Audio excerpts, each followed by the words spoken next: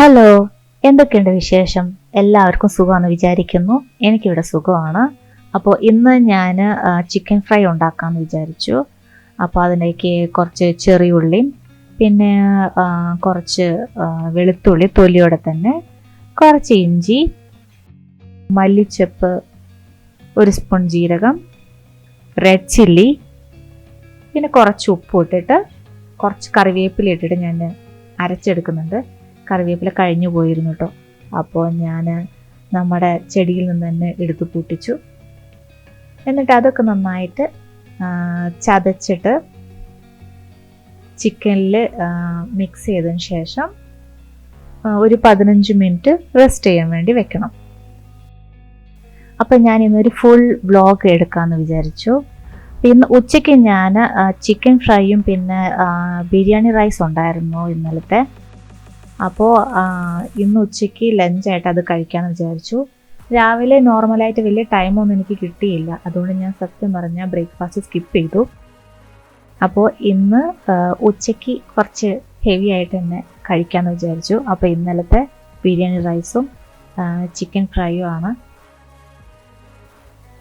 ചിക്കന് വേണ്ടിയിട്ട് ഞാനിടുന്ന മസാല ഉണ്ടാക്കി വെക്കുന്നത് കഴിഞ്ഞായിരുന്നു. അതുകൊണ്ട് വീണ്ടും മസാല ഉണ്ടാക്കുവാണ്. അതിന് വേണ്ടിയിട്ട് ഞാൻ യൂസ് ചെയ്യുന്നത് വലിയ ജീരകം, ചെറിയ ജീരകം, പിന്നെ വേറൊരു ജീരകം കൂടെ ഉണ്ട്. എനിക്കതിൻ്റെ യഥാർത്ഥ പേരൊന്നും അറിയില്ല. എൻ്റെ മമ്മി പറഞ്ഞത് ഇത് എന്താ ജീരകമാണെന്ന് പറഞ്ഞായിരുന്നു. അപ്പോൾ അതും ഞാൻ ഇടുന്നുണ്ട് ഫ്ലേവറിന് വേണ്ടിയിട്ട്. കുറച്ചിട്ടാൽ മതി കേട്ടോ. പിന്നെ ഏലക്കായ ഇടുന്നുണ്ട്. നമ്മൾ ഗരം മസാലയൊക്കെ ഇടുന്ന എല്ലാവരും സാധനങ്ങളൊക്കെ ഇട്ടിട്ട് വെക്കുന്നത്. അപ്പോൾ എൻ്റെ കയ്യിൽ എന്തൊക്കെ ഉണ്ടായിരുന്നോ അതൊക്കെ വെച്ചാണ് ഉണ്ടാക്കിയത്.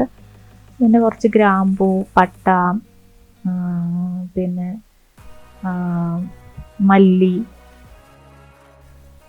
പിന്നെ എല്ലാവിധ സാധനങ്ങളൊക്കെ ഇട്ട് ബേ ലീഫൊക്കെ ഇട്ട് ജസ്റ്റ് ഒന്ന് ചൂടാക്കിയിട്ട് അതൊന്ന് തണുക്കാൻ വെച്ചു. എന്നിട്ട് പിന്നെ അതൊന്ന് പൊടിച്ചെടുത്തു. 15 മിനിറ്റ് കഴിഞ്ഞ് ചിക്കൻ എടുത്തിട്ട് അതിലേക്ക് ഞാൻ നേരത്തെ ഉണ്ടാക്കി വെച്ച മസാല അത് 2 ചെറിയ സ്പൂൺ ഇട്ടിട്ടുണ്ട്. പിന്നെ കുറച്ച് മഞ്ഞൾപ്പൊടി, പിന്നെ മുളക് പൊടി, ഞാൻ കാശ്മീരി മുളക് പൊടിയാണ് യൂസ് ചെയ്യുന്നത്. കുറച്ച് കുരുമുളക് പൊടി. എനിക്ക് വല്ലാതെ എരിവ് പറ്റത്തില്ല.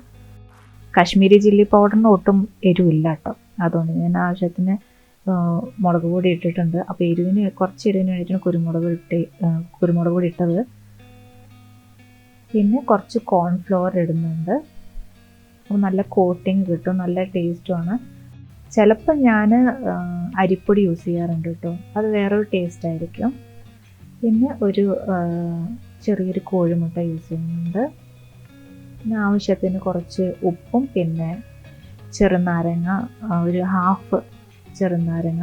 ഞാൻ എടുത്തിരിക്കുന്ന ചിക്കൻ 1/2 kg ഉള്ളൂ കേട്ടോ. പക്ഷെ എനിക്ക് ഭയങ്കര ഇങ്ങനെ ചിക്കൻ്റെ മുകളിലിരിക്കുന്ന നല്ല ക്രഞ്ചി ആയിട്ടുള്ള മസാല ഇങ്ങനെ കടിച്ച് കഴിക്കുന്നത് ഭയങ്കര ഇഷ്ടമാണ്.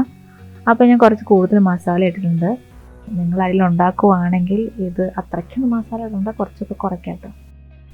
നിങ്ങളുടെ ഇഷ്ടത്തിനനുസരിച്ച് ക്വാണ്ടിറ്റി മസാല കുറയ്ക്കാം. ചിലർക്ക് മസാല ഒരുപാട് മസാല ഇഷ്ടമൊന്നുമല്ല. എനിക്ക് പക്ഷേ നല്ല മസാല ഇഷ്ടമുള്ളതുകൊണ്ട് ഞാൻ കുറച്ച് കൂടുതൽ ഇട്ടിട്ടുണ്ട് കേട്ടോ. പിന്നെ നമ്മുടെ ചെടിയിൽ നിന്ന് എടുത്ത കറിവേപ്പിലയും എടുത്ത് വെച്ചിട്ടുണ്ട്. അപ്പോൾ നന്നായിട്ടൊന്ന് ഫ്രൈ ചെയ്തെടുക്കണം. അപ്പോൾ ഞാൻ സൈഡിൽ അതേ സമയം തന്നെ ഇന്നലത്തെ ബിരിയാണി ഉണ്ടായിരുന്നു. അപ്പോൾ അത് ചൂടാക്കി വെക്കുകയാണ്. നല്ല വെളിച്ചെണ്ണയിൽ ഫ്രൈ ചെയ്യണം കേട്ടോ. അപ്പോൾ നല്ല മണം, നല്ല ടേസ്റ്റും ആയിരിക്കും. എനിക്ക് കൂടുതലും വെളിച്ചെണ്ണയിൽ ഫ്രൈ ചെയ്യുന്നതാണ് ഇഷ്ടം. ഇവിടെ എൻ്റെ അപ്പുറത്തുള്ളവരൊക്കെ ഹിന്ദിക്കാരാട്ടോ. അപ്പോൾ അവർ പറയും നിങ്ങൾ തലയിൽ തേക്കാൻ വേണ്ടിയിട്ട് യൂസ് ചെയ്യുന്ന കോക്കനട്ട് ഓയിൽ എന്തിനാണ് കുക്ക് ചെയ്യാൻ വേണ്ടി എടുക്കുന്നത്? കോക്കനട്ട് ഓയിൽ തലയിൽ തേക്കാനുള്ളതല്ലേ എന്നൊക്കെ. അപ്പോൾ അവർക്ക് അറിയില്ല എന്ന് തോന്നുന്നു. അവരെ സംബന്ധിച്ചോളം കോക്കനട്ട് ഓയിൽ തലയിൽ തേക്കാൻ വേണ്ടി മാത്രമുള്ളതാണ്, മുടിക്കൊക്കെ വേണ്ടി മാത്രമുള്ളതാണ്, കുക്ക് ചെയ്യാൻ പാടില്ല എന്നുള്ളതാണ്. അവരൊക്കെ ഈ കടുക് ഓയിലൊക്കെയാണ് യൂസ് ചെയ്യാൻ തോന്നുന്നു. എനിക്ക് പക്ഷേ നമ്മുടെ നാടൻ ഐറ്റംസൊക്കെ ഇങ്ങനെ കോക്കനട്ട് ഓയിൽ ഉണ്ടാക്കാൻ തന്നെ ഇഷ്ടം. നമ്മുടെ കേരളക്കാരല്ലേ, അപ്പോൾ നമ്മുടെ സ്റ്റൈൽ അതാണല്ലോ. അപ്പോൾ അങ്ങനെ ചെറിയ ചൂടിൽ ചിക്കനൊക്കെ നന്നായിട്ട് ഫ്രൈ ചെയ്ത് എടുക്കുക. ഞാൻ എന്ത് ഫ്രൈ ചെയ്യുവാണെങ്കിലും ഇപ്പം മീനാണെങ്കിലും ചിക്കൻ ആണെങ്കിലും ലാസ്റ്റ് ഒന്ന് ഏകദേശം ആയി കഴിയുമ്പോൾ ഞാൻ ഇതേപോലെ പച്ചമുളകും കറിവേപ്പിലും ഇങ്ങനെ ഇട്ടിട്ടൊന്ന് മൂടി വയ്ക്കും കേട്ടോ. കാരണം എന്താ വെച്ചാൽ മൂടി വയ്ക്കുന്ന ഒന്നാമത് മേലോട്ട് നന്നായിട്ട് തെറിക്കും. എൻ്റെ കൈ എപ്പോഴും പൊള്ളിക്കൊണ്ടാട്ടോ. എൻ്റെ കയ്യിൽ ഒരുപാട് അടയാളങ്ങളുണ്ട്, എപ്പോൾ കീറിയാലും പൊള്ളും. എൻ്റെ ഫ്രണ്ട്സുകളൊക്കെ പറയും കണ്ണകിയാണെന്ന് പറയും. പച്ചമുളകും കറിവേപ്പിലും ഒന്ന് ഇട്ടിട്ട് ഒന്ന് മൂടി വെച്ചിട്ടുണ്ടെങ്കിൽ അതിൻ്റെ ആ നല്ല പച്ചമുളകിൻ്റെ കറിവേപ്പിലയുടെ ഒക്കെ ഒരു ഫ്രഷ് സ്മെല്ല് ചിക്കനിലും ഫിഷിലൊക്കെ ഇങ്ങനെ പിടിക്കുമ്പോൾ നല്ല ടേസ്റ്റാണ്. ആ മുളക് ഫ്രൈ ആയ മുളകും കഴിക്കാൻ നല്ല ടേസ്റ്റാട്ടോ. ചിലപ്പോൾ ഞാൻ മീൻ പൊരിക്കുമ്പോൾ മീനിൻ്റെ മസാലയിൽ മുളക് മുക്കിയിട്ട് ആ മുളകും ഫ്രൈ ചെയ്യാറുണ്ട്. പിന്നെ ക്യാപ്സിക്കം ഉണ്ടല്ലോ, ക്യാപ്സിക്കം ഇതേപോലെ ആ മീനിൻ്റെ മസാലയിൽ മുക്കിയിട്ട് അതിൻ്റെ കൂടെ ഫ്രൈ ചെയ്യുമ്പോൾ അതിൻ്റെ കൂടെ കഴിക്കാൻ എനിക്ക് ഭയങ്കര ഇഷ്ടം, വേറൊരു ടേസ്റ്റാണ്. എന്നിട്ട് കുറച്ച് ഫ്രഷ് കറിവേപ്പിലയും കൂടെ ഇട്ടിട്ട് ഒന്ന് മൂടി വയ്ക്കുക. അപ്പോൾ ആ ഒരു നല്ലൊരു മണം ഭയങ്കരമായിട്ട് കിട്ടും. അപ്പോൾ എനിക്ക് അങ്ങനെ കഴിക്കുന്നത് ഇഷ്ടമാണ്. എല്ലാവർക്കും പല ആൾക്കാർക്കും പല രീതികളാണല്ലോ. അപ്പോൾ ഞാൻ ഉച്ചയ്ക്ക് ലഞ്ച് കഴിക്കാൻ പോവാണ്. റൈസും പിന്നെ 3 പീസ് ചിക്കനും. ലഞ്ച് കഴിച്ച് കഴിഞ്ഞ ശേഷം വർക്ക് ചെയ്യണം. വർക്ക് ചെയ്ത് കഴിഞ്ഞിട്ട് പിന്നെ ഒരു ഈവനിങ് ടൈം ആയപ്പോൾ ഞാൻ ഗ്രീൻ ടീ കുടിക്കുന്നത് എൻ്റെ ഫേവറേറ്റ് ഗ്രീൻ ടീ ആണ്. ആദ്യം ഇതെനിക്ക് ഇഷ്ടമല്ലായിരുന്നു. ഞാൻ ഊട്ടിയിൽ പോയപ്പോൾ വാങ്ങിച്ചതാട്ടോ. അവിടെ നമ്മൾ ടീ ഫാക്ടറിയിൽ പോയപ്പോൾ അവിടെ നിന്ന് വാങ്ങിച്ചതാണ്. പക്ഷേ ഇതെനിക്ക് ആമസോൺ ഫ്ലിപ്കാർട്ടിലൊന്നും കിട്ടുന്നില്ല.